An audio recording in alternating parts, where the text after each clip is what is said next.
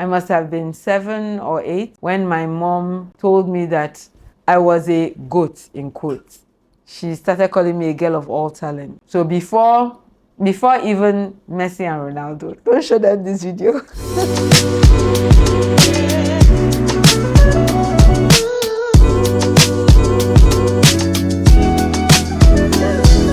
Hello everyone, good day wherever you are. Welcome to Connecting the Dots with me, IH, the Connector. We're glad to have you here today. We've been going through the dots, so we've talked a little about desires, that's D.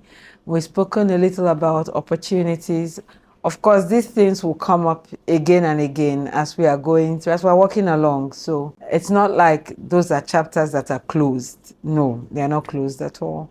And I'm sure that as you drop your comments, there will be things in the comments that would call up things. So we're flexible as we're going along. And today I would like to talk to you about talents and an opportunity. And so like we had said, talents are things that come to you naturally. Very often you may not notice them. You may think they are not talents. You may trivialize them because it comes easy to you. You don't realize that for someone else it's a whole job description. You may disregard them again because it comes naturally to you. It doesn't task you or call for any extra effort, and so you tend to overlook them. But I'd like you to pay attention to them and notice that they are your talent. I think one of the things that made me think about talent first was the book of Philemon verse 6, where it says that we should acknowledge every good thing that is at work within us. And a friend of mine on campus, he had sought counsel from someone, a minister of the gospel, and the person had shared this verse with him. So he mentioned it to me, and I think he told me then that he was trying to write out every good thing in him to be able to acknowledge them. I didn't think about it then, but many years later, I don't know if I was already trying to connect the dots, or I think we are all trying to connect the dots. You may not know, but you are connecting the dots in your life. So I'm sure it was me trying to connect. But at a point I started thinking, like, what are my talents? What is it that I do well that I did not necessarily learn or train for, or maybe it did not intentionally train for, but I'm able to do well. Someone that has been key in my identifying talents, I must say, is my best friend, the Holy Spirit. He's been super, super, super important in identifying talent in me. And I think it's because he sees the talent even before I do. See, talent is something that you have to unearth. And I hope you get this, okay? We're made from earth. We're made from dust. So if there's a talent in you that has to be unearthed, allow the puns. I'm playing around with the words. But there's a talent in you that has to be unearthed. If you look at the earth as it is, it doesn't dig itself up to find the talent, the natural minerals that occur in it. The land in a gold-prone area does not just explode and you see that there's gold. Usually there are people who are digging and searching, and then they unearth that there's gold here and there's bauxite here and there's oil here and all of that. So if you allow me to paint it or draw an illustration from this, me as I am, for the natural gold that appears in me to be unearthed, someone had to be digging. And I hope this makes sense to you, because it makes sense to me. It was the Holy Spirit digging and unearthing the talent.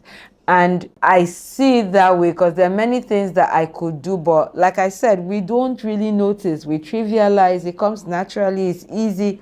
So we don't even notice it. But as we walk along with him, then he begins to point out and bring things to mind, or bring opportunities our way, or sometimes even difficulties that in dealing with, we begin to see things that we can do. So as I was thinking, like, what talents do I have? And then he began to bring things to my mind. And I remember that I must have been 7 or 8 when my mom told me that I was a goat, in quotes. She started calling me a girl of all talent. So before even Messi and Ronaldo, don't show them this video. Mommy had already told me that I was a girl of all talents. Even this morning, This morning on the call, she had seen my first YouTube video and she reached out to me and she told me that you are a girl, though now she says girl of many talents. You are a girl of many talents and all of that. But as I was thinking of what talents do I have and what comes to me naturally, and I remember that my mom used to say that. And then just thinking about it, he would bring things to my memory. I remember my father, when I went to the university and I was studying electrical engineering, and I hit a bad spot where I wasn't doing so well in school. And I remember having a conversation with my dad. One time he was like, is it that the course you are doing is not what you are called to do? Is there any other course you would like to explore? And he himself, he was bringing up different, options. And I realized that he was bringing them up very likely based on things he had seen in me that I had not even seen in myself. So he asked me, he said, or would you like to go into television and entertainment? He asked me that. And then he said, but you will not survive in that type of atmosphere. You are too gentle and too truthful to survive in that. Television people. He says a lot about you. Television and entertainment people. He was like, you're too gentle and too truthful to survive in that type of world. He said that world is rough and it's tough. And people who are upright don't easily survive there. I'd like to believe that things are different now, because this was many years ago. I'd like to believe that in the television or the entertainment sphere, there are parts in that sphere where such people can survive. But I think that he must have seen something in me, a talent that I had not seen. Interestingly, when I was growing up, I was that person I could be in the house for months and you wouldn't know I'm there. I don't say anything to anybody. I just say what I have to say.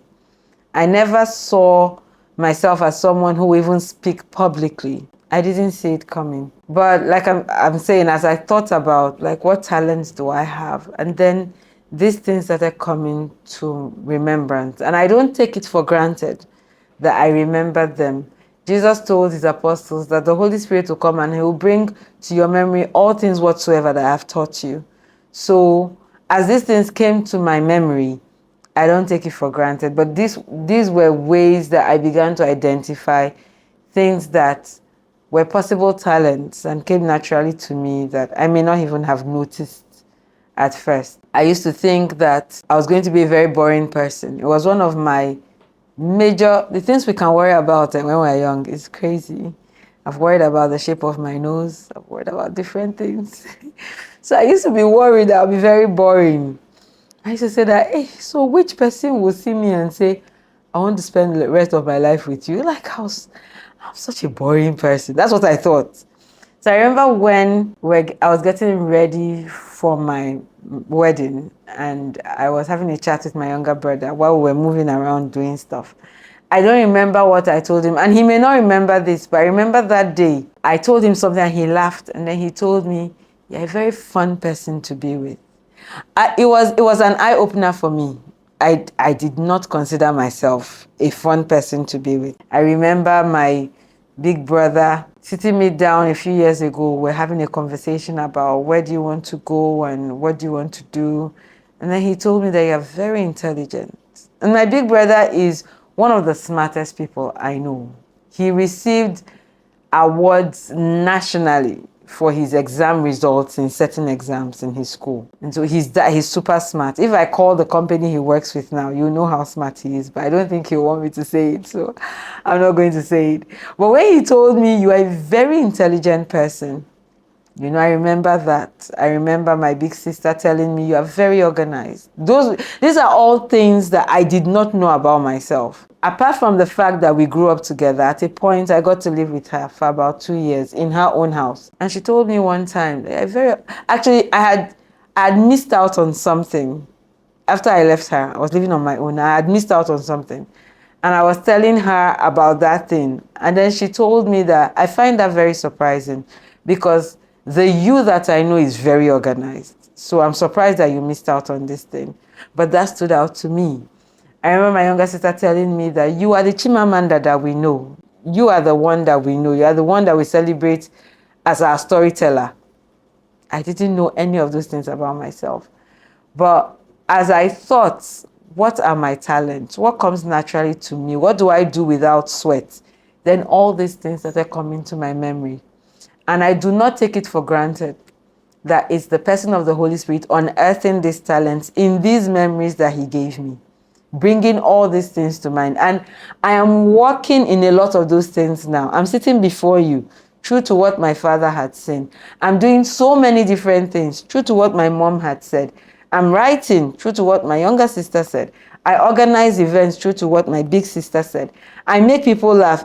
When I see my husband laugh at my jokes, I remember that, you may never have seen this part of me, but someone pointed it out that you are a fun person to be with. And I enjoy being with you. You make me laugh, and the different things I do that point out all these different things that people have said. But ultimately, I am grateful to God for them.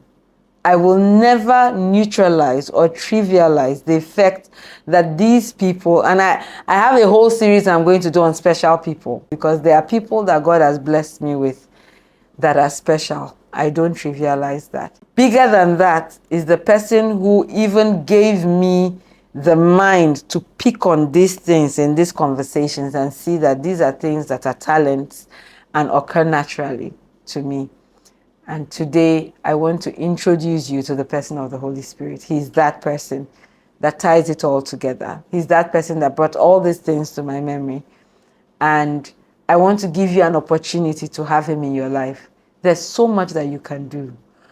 One of the things that I've learned from him is that a fulfilled life is a life where I have lived out his dreams for me, because his dreams for me are even bigger than the dreams I have for myself.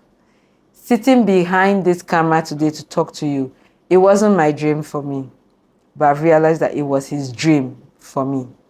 And working with him, he's brought me here.